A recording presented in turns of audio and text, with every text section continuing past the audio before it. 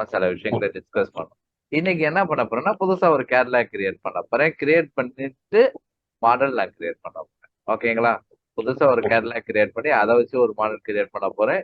ஏற்கனவே நம்ம புரியுங்கிறதுனால நான் ஒரு திருப்பி கொஞ்சம் வித்தியாசமா கேட்டா. ஸோ இங்க இப்ப திருப்பி என்ன பண்றேன்னா எக்ஸிஸ்டிங் டெம்ப்ளேட்டை தான் நான் யூஸ் பண்ண போறேன். ஓகேங்களா? கிரியேட் எம்டி டெம்ப்ளேட்டே நம்ம பார்ப்போம். எம்டி டெம்ப்ளேட்டை கொடுத்துட்டு அதுக்கப்புறம் மாடல் ஃபர்ஸ்ட் இதை பார்த்துக்குவோம்.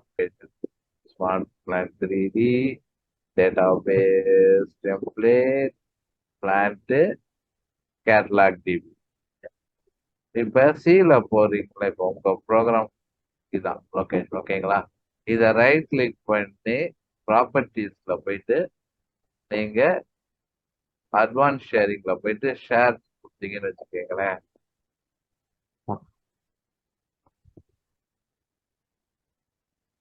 இதெல்லாம் பிரச்சனை இல்லை.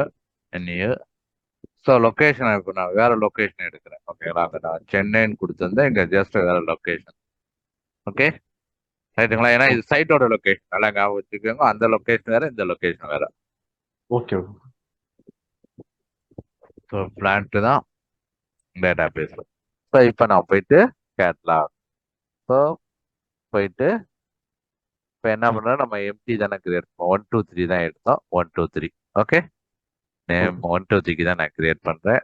ஓகே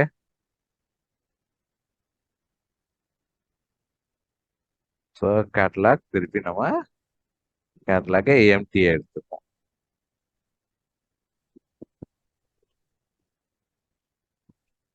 மாடல்ஸ்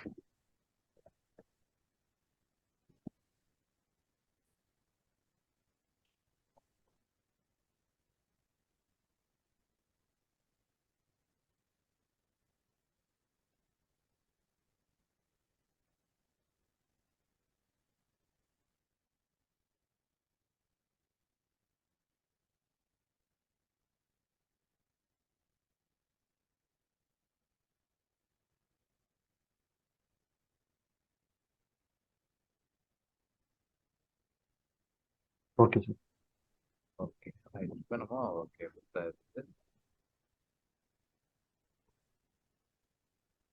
ரைட்டுங்களா? ஓகே.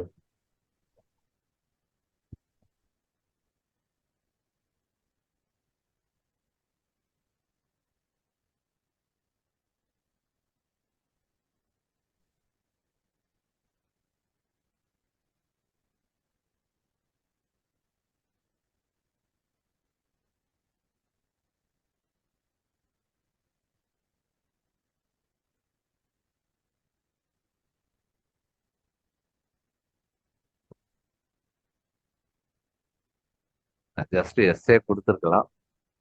ஏன்னா வந்து நம்மளுக்கு இந்த நேம் தானே போட்டு. ஆமா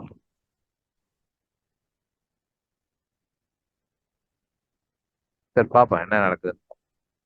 சரி ஓகே.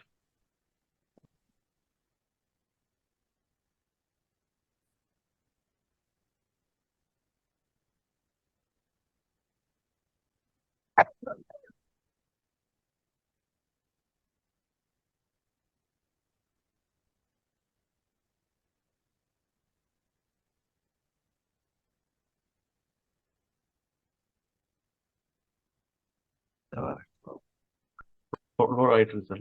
லோட் ஆயிட்டு இருக்கு.